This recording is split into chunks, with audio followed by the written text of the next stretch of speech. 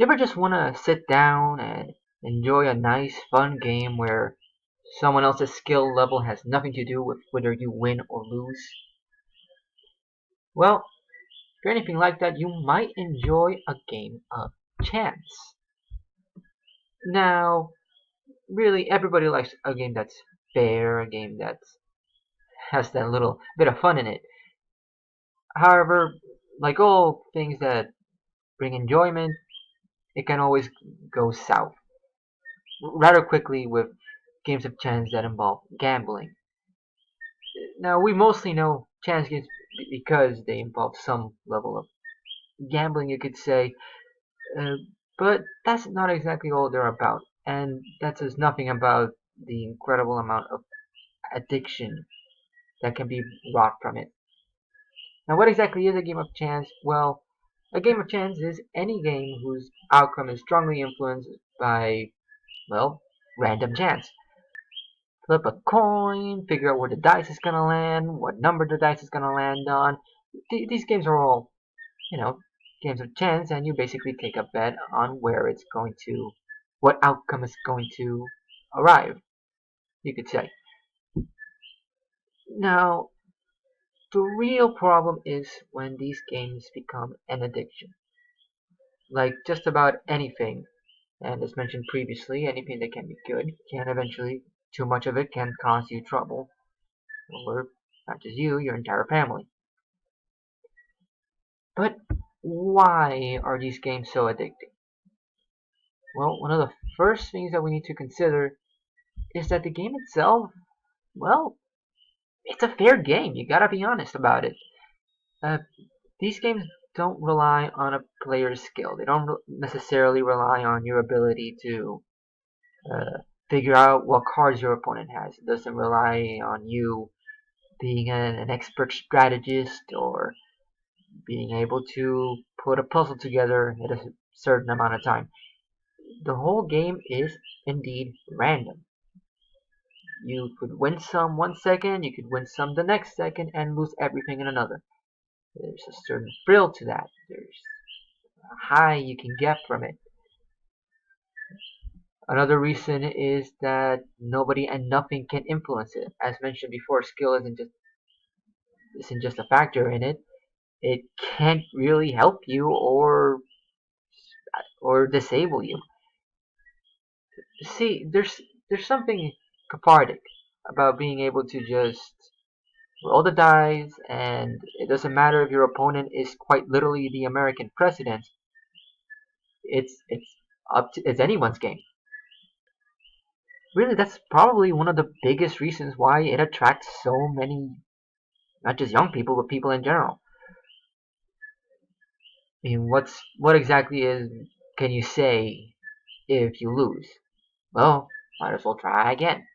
Or what can you say if you win? Oh, Lady Luck is on my side today. There's not really anything you can say about it that means it's unfair. It's just that's just how it is. You win, you lose.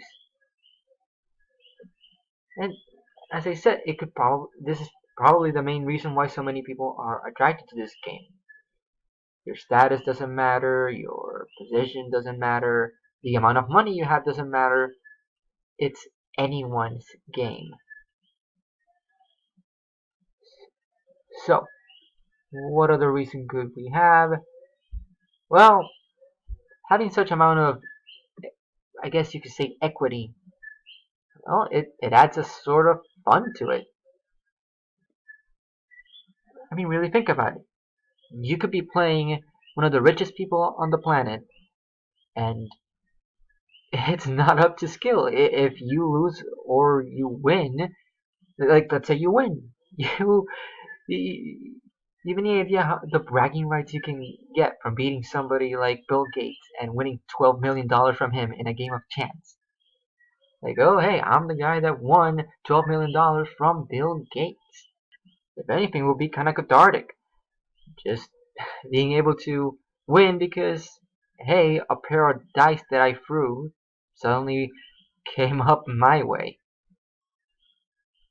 Now again, there's probably plenty of people that could just go out and have some fun one night and just, I guess, roll the dice real quick. Maybe win some, maybe lose some. No hard feelings. Maybe some extra cash. Who knows? But the problem really lies when it becomes an addiction. Like, just about any gambling addiction, any addiction, can lead to the individual losing everything and everyone they hold dear. It's, like I mentioned, the difference here is that it attracts people because anybody can play it, anybody can get into it, and anybody can win. See, that's kind of the thing. Anybody can win. That you rarely focus on losing. And you could say you don't have to. Everybody at one point talks about losing 100 grand on a single night. We do hear these horror stories, but it's important and worth repeating. If there is no self control, you're you're probably gonna lose more than you bargained for, more than you ever expected to lose. And a thing that you can find, especially with chance games, it's the hook. It uses that you can win against anybody, or against you can win just about anything. It's all up to chance. It's not up to the cards, and it's not up to who the guy next to you is. And we see that repeat a lot. It is in fact the main reason why anybody gets into these sorts of games. It's the type of game you see everywhere. If you go to a casino, the slot machine, the dice throwers, things like that. Now to review, you don't need skill. You don't even need a lot of money. You just need a little bit of money to go in, and maybe a good guessing game. But even that doesn't matter. Really, for some gamblers, there's just an amount of skill that they can actually rely on, and we see this with people who play cards. Even if it's all technically, you could argue it's more about statistic probability. Who wins a card game? There is, you gotta admit, some amount of skill. Like playing poker, you gotta try to read your opponents. You gotta try to figure out what cards they have. You gotta be careful what cards you play. You gotta make sure to save some cards. There is the point is there is some skill in this level of game, but again, and the big emphasis, as I've been saying for the last 7 minutes, chance games don't provide or require such a luxury. It's similar to you could argue the invention of a gun. Uh, Way before the invention of firearms, uh, you needed skill to use a bow, an arrow. You needed skill to use a blade, a sword. You needed some skill. Firearms made it easy for anybody to just be able to not just defend themselves but kill the guy trying to attack them. So this is an easily accessible, easily usable form of game in which you could lose all your money. Or again, as the counterpoint would put, gain a lot of money. Now recently, there's been a lot of controversy with chance games in video games. Now, chance games themselves have always sort of been a thing, even for young kids. And I don't mean in the video game world, I mean in general. Uh, Anybody probably remembers the old collectible card games. You had to buy dozens of packages in order to get a specific rare card. This is something kids have known for a while now. But what's mostly recent and has actually been in the news for a little bit is this new thing called loot boxes. Uh, this is as basic a chance game as you can imagine. You buy a ticket or a coin and you interchange it for a loot box, and whatever is in it, be it a new weapon for your character, as in games like Call of Duty, or a new character in general, or really anything ranging from exclusive equipment, special weapons, special characters that you can play as, or design characters, cosmetic clothes, stuff that's basically really worthless. Some of it doesn't even add anything to the game. I think the one of the latest ones to actually try it was the Fallout video game series, and I apologize because I'm not really somebody that plays a lot of video games, but I am familiar with another type of chance games that I would like to at least briefly touch up on. These are what are known as gacha games, and they're very similar to, well, they are as basic a chance game as you can get. Although most of them are, well, you could argue free to play.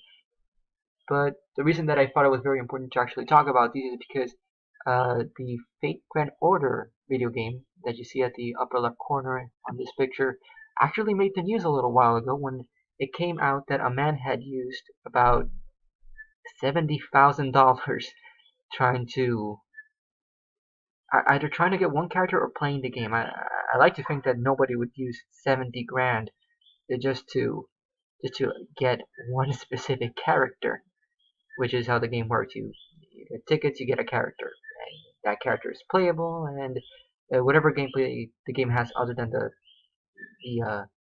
the chance aspect of it, you can use it there. I don't really know the exact uh, game style for the Fate series. I am somewhat familiar with the concept of Girls Frontline. I've actually played it a little bit. It was it was mostly a strategy game, and the chance aspect of it didn't need. It was a legitimate free to play. You didn't have to actually buy anything in order to play the even the chance game aspect of it, the gacha, as you will. Um, moving on, there are proposed solutions for dealing with not just the loot box and problem. I don't think gacha games fall under this category because they're not entirely about the gambling aspect, but many games geared towards children, and I guess that's another factor. The gacha games aren't usually geared towards children. But yeah, loot boxes show up in video games that are in fact uh, marketed towards kids.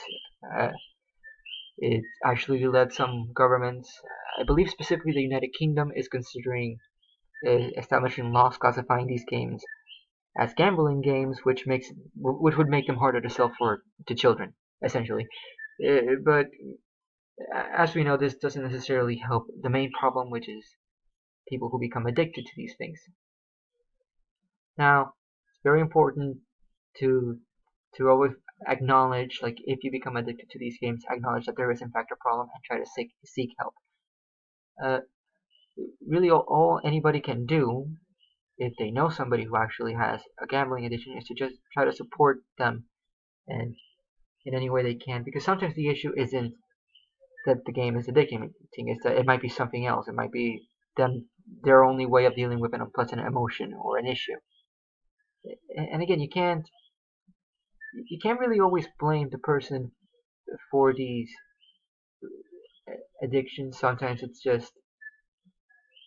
them it's just an outlet. Sometimes it's the only way they know how. They know how to cope with certain things. That said, I would like to conclude with a Bible verse, Mark 8:36, which basically sums up this whole presentation, or at least the main idea of it. What good is it for someone to gain the whole world yet forfeit their soul? It's pretty simple, but I believe that the point is there. Really, what's it? Is it worth losing everything just to get everything else? Is it worth losing yourself in something like this? I think this is the verse that is actually applied to just about any real addiction out there. Now, I thank you for watching my presentation. I hope you have a good day, a good afternoon, or a good night.